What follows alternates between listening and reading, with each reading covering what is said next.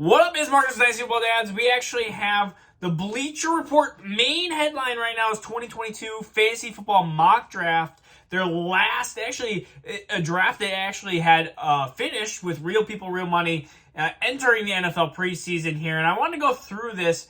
When we go through redraft, I feel like redraft and contending for a dynasty is relatively the same thing. It is important to know who is valued where in the 2022 season compared to other players. So, I even had people last year say, well, why are you doing some redraft stuff? Well, redraft stuff equals, in my mind, 2022 contending teams, what they should be looking for in players for this next year, the next 12 months. Well, 6 months, I guess you could say. In the first round, so you can get some values or where I value players in 1 QB. This is a 1 QB setting. I know some of you guys are like, Superflex, but we've done a lot of Superflex lately. 101 is Jonathan Taylor in my mind. It was Jonathan Taylor here. He is the clear consensus 101 when it comes to non-Superflex leagues. He is in Dynasty. He is in Redraft. He was the running back one last year. We haven't seen anybody in a while repeat as number one running back overall, but you're not drafting him to be number one overall. You're drafting him to be a top 5 running back, pretty much at a almost guaranteed basis. The only reason he doesn't is if he gets hurt. That's the biggest thing. So off of 101, we get into kind of a category here where we have CMC. We almost forgot about the last 2 years because of his poor injuries. Yes, some of it was soft tissue. Some of it was bad luck, you could also say. So Christian McCaffrey is probably my 102. It's tough to have him there. But, I mean, he's in the prime age. If you take away some of his injury history, if you take just his injury history, if you take it away, he is clearly the best running back in NFL fantasy production-wise, and that's in half-point PPR, it's in regular point PPR. I mean, you're talking about a guy who literally breaks fantasy football basically rules. I mean, you look at Le'Veon Bell when he was basically a running back wide receiver. Christian McCaffrey is a running back 1, and you get a wide receiver 2, basically stat line production with it. Then we get into this category where you have Eckler, Cook, Kupp, and Jefferson. This depends on what you would rather have. Eckler, again, is a supreme pass down back, had a ton of touchdowns. That's going to regress, in my opinion. You have Dalvin Cook, who is a top 5 running back when he's healthy, and still should have a good 2022 season. But then you have Kupp and Jefferson, and Kupp and Jefferson are the wide receiver 1, wide receiver 2 in redraft. In Dynasty, you have Jefferson and Chase, and a lot of people say, redraft, you take Jefferson, and Dynasty, you take Chase, just because of what you expect from Joe Burrow for a long-term stability versus Kirk Cousins. So in the 2022 season, though, Justin Jefferson's slightly ahead of Jamar Chase. Really, you can't go wrong with Kupp or Jefferson, and I see them being drafted as the wide receiver 1 and wide receiver 2. A surprise here was Joe Mixon at 105. I see him as a little bit lower of a running back. I don't see him repeating as a top 4 or 5 running back here. I see him being a running back 8, running back 7, somewhere around that area, which leads me to 2 players I feel like, we have Derrick Henry at 108. So just so you have an idea, round 1 was Taylor, McCaffrey, Eckler, Cook, Mixon, Kupp, Jefferson, Henry, Jamar Chase, Najee Harris, Travis Kelce, Aaron Jones. Very surprising on a couple here that we're going to talk about. Derrick Henry, I think it's fine where he's at. I think he could easily be the league winner at 108. He could easily start falling off the cliff here. Jamar Chase, like that pick there. Najee Harris, I think, is being devalued. Najee Harris, I would have up there with Eckler and Cook. I have him as a top 5-6 pick here easily because of the volume. I understand they're going to have a rookie quarterback in Kenny Pickett. If they don't have Kenny Pickett, it's going to be Mitchell Trubisky. But Najee Harris was not efficient as a running back last year, and still was a stud running back. And people are going to be like, well, what happens if they take a step back with Kenny Pickett? They have Mike Tomlin. They're not going to take too big of a step back. Pittsburgh knows how to win. They're going to be within games. And Najee Harris is going to be the focal point of that offense. And he's one of the few running backs that you're going to get 95% of snaps on. And you're not going to get that with Eckler. You're not going to get that probably even with Joe Mixon. You're probably going to not even get that with like the Aaron Jones who we're going to talk, or you're not going to get that clearly with Aaron Jones, who relies on efficiency and touchdowns. Travis Kelce at 111, too early for me. This last year was fine. This year we start getting into the early point where you have Kyle Pitts, who maybe not up to that level quite yet, but could jump into that sphere. But you also have Mark Andrews and George Kittle, who are tight ends that are later, that are going to give you similar production as Travis Kelce, and you can just get them a different round. You get them around later. Aaron Jones is number 12. I think this is too early for Aaron Jones, but he's going to get a ton of touchdowns. He's going to get the pass receiving down work here. So the choices are him, or you get a DeAndre Swift or Barkley or Fournette. And so I can see him being one of those reaches at the end of the first where you're probably going to get the same value. You're not going to get running back top 5, and you're not going to get running back 24. You're going to get running back 10, 12 out of Aaron Jones. So you're going to get what you bought for it. So it's not a super high pick. It's not a super bust-worthy pick. You're just going to kind of get what you expected. So you have to make it up for in other positions here. Now, round 2, apparently crazy stuff happens in Bleacher Report. Bleacher Report has great articles, and sometimes they have absolutely crappy articles. So Stephon Diggs, Justin Herbert, why are you drafting quarterback 202 in 1 QB leagues? I don't know. I've had some sinus pressure here too. When I jump into the lake and I get water up my nose, this is what happens. You get to hear me like this.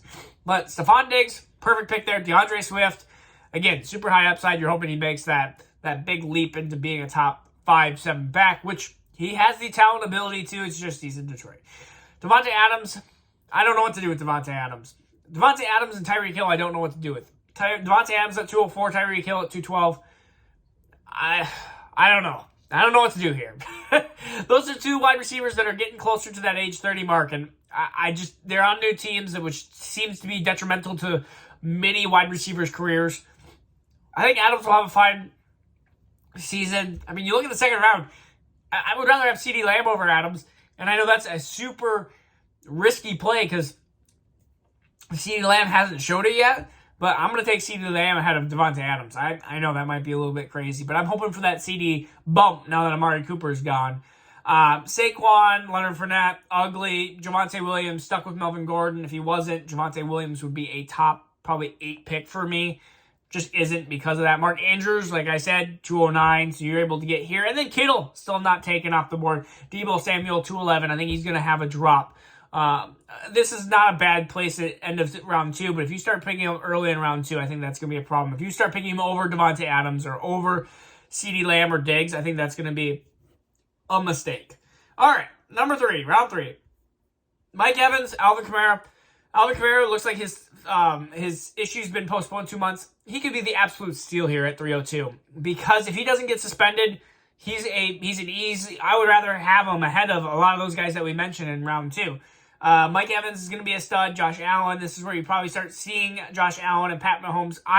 If I'm an owner, I'm taking the third. If there's a quarterback available in the 4th round, and it's Allen, Herbert, or Mahomes, that's where I start piquing interest. But really, I'm not going to be doing that in round 3. Keenan Allen, again, a good wide receiver. Josh Allen's too high valued here. Cam Akers too high valued here. T. Higgins, I like the move. Top 12 wide receiver, I believe. Connor, give me a touchdown monster. Pittman, I like. A.J. Brown, it's going to be very mystery with him. Kareem Hunt is early. Zeke, 312, is probably who I'm taking in this round over Jacobs, over Hunt. If Alvin Kamara is gone, and I'm probably taking Zeke over Connor, just slightly. I think Zeke's going to have a better season. So really, this is why I get scared taking a Kupp or Jefferson in round 1, because round 2 and round 3, the running backs just start looking a lot more ugly. And so if I'm taking a wide receiver in round 1, I'm likely taking a wide receiver. I'm likely just going 0 RB strategy, which I'll talk about probably in tomorrow's video, because it just starts getting ugly here. And so 4th round, we're going to go through that really briefly and quick here. Kyler Murray, no Pat Mahomes yet. No Patty. Let's see. I want to see if he's in the 5th round. Is he in the 5th round? Is he in the 6th round? I don't know what these people were doing. He's in the 6th round. I just had to look real quick. Breece Hall, I think, is going to be an excellent pick in round 4. It's probably one of the running backs I am actually taking. Kyle Pitts, Terry McLaurin, all good choices. DJ Moore. This is actually a nice round here. I like this round. And even Travis Etienne at the end. Or David Montgomery. I'll take him, and I'll take a wide receiver round 3 over taking probably a lot of those running backs like James Conner and stuff. I'll take the David Montgomery, who's going to give me probably the exact same production as James Conner, just at a round difference. And the wide receiver that I'm getting is a lot better, not a lot better, but better enough in round 3. And this is the area I'm taking George Kittle, and he also went in round 6, so I don't know what these people were thinking. Round 5, they had Antonio Gibson, Amari Cooper, Chase Edmonds, A.J. Dillon. I don't know why Chase Edmonds ahead of A.J. Dillon. I mean, because he's in Miami. Amari Cooper, Godwin, who we have no idea his recovery timeline still. I believe he's going to be out the first quarter of the season. Some feel to believe that he's going to be ready week 1. I do not see that happening, but I could totally be wrong. Rashad Bateman, a big wild card.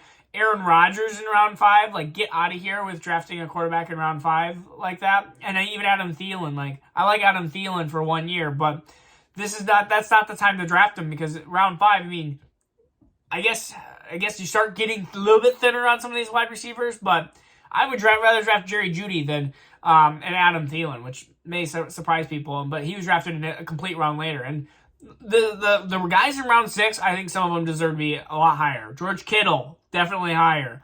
Patrick Mahomes will probably go in the 5th round, I would assume. Jerry Jeudy should be way higher. J.K. Dobbins should be higher. And Clyde Edwards-Helaire, I always have a little soft spot in my heart for Mr. Clyde Edwards-Helaire.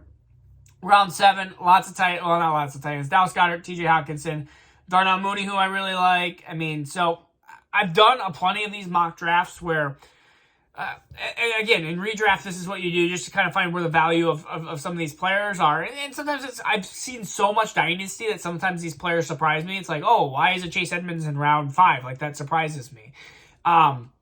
Maybe that shouldn't surprise me. Maybe that is his immediate value that people are putting on him, but I don't. And so sometimes it's nice to see some of these names and go, where people's value are. George Kittle being in the 6th round, like, get out of here. I don't think that that's consistent with other places, but this is an actual draft. I don't get it, but you're talking about the difference between Kittle, Goddard, and Hawkinson. Kittle in his prime, I understand Trey Lance is going to be the potential guy there, but he's done well with quarterbacks not named Jimmy Garoppolo as well. So he hasn't always had Jimmy Garoppolo.